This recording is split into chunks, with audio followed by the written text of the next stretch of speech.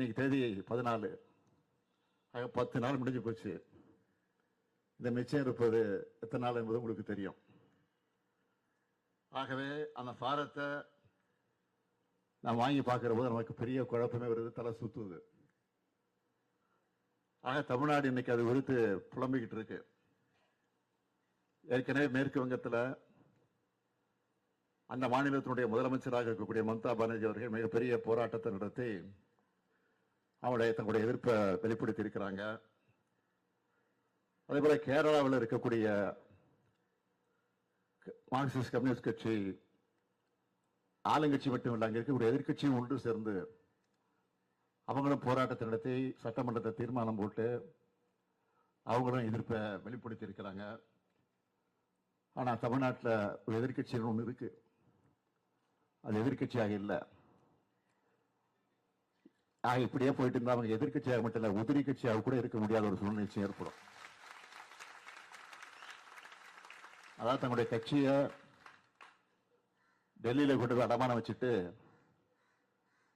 அந்த எஸ்ஐஆர் ஆதரிக்கிற அவங்க போட்டிருக்க கண்டிஷன் எல்லாம் ஏற்றுக்கொண்டு இருக்கக்கூடிய நிலையில அவங்க அடமானம் வச்சிருக்கிறாங்க, அதை ஆதரிச்சிட்டு இருக்கிறாங்க. கூச்சமே இல்லாம எதிர்ப்பு தெரிவித்து எல்லா கட்சியும் உச்ச நீதிமன்றத்துக்கு போறோம். ஆனா இங்க எதிர்கட்சியாக இருக்கக்கூடிய அதிமுக அதை ஆதரிச்சு உச்ச நீதிமன்றத்துக்கு போகிற வெட்கக்கேடு இன்றைக்கு நாட்டில் நடந்துட்டு இருக்கு.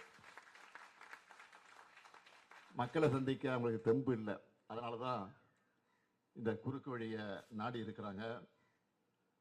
இப்படிப்பட்ட நிலையில உங்களை எல்லாம் நான் கேட்டுக்கொள்ள விரும்புவது, தொகுதி முழுக்க ஒரு பூத்து விடாம சுற்றி சொல்லணும். அந்த கணக்கெட்டு படிவங்கள் நிரப்ப மக்களுக்கு நாமெல்லாம் உதவியாக இருக்கணும். தேர்தல் ஆணையம் நியமிச்சிருக்கக்கூடிய பிஎல்ஓக்கும் மக்களுக்கும் இடையில நம்ம BLA 2 தான் துணை நிற்கணும், உதவி பண்ணணும், ஆலோசனைகளை வழங்கணும். அதை பூர்த்தி செய்வதற்கான எல்லா வகையிலும் நீங்கள் துணை நிற்கணும் என்று நான் உங்களை எல்லாம் இந்த நேரத்தில் கேட்டுக்கிறேன். குளத்தூர்ல வெற்றி என்பது நிர்ணயிக்கப்பட்ட வெற்றி தான், அதில் எந்த சந்தேகமும் இல்லை.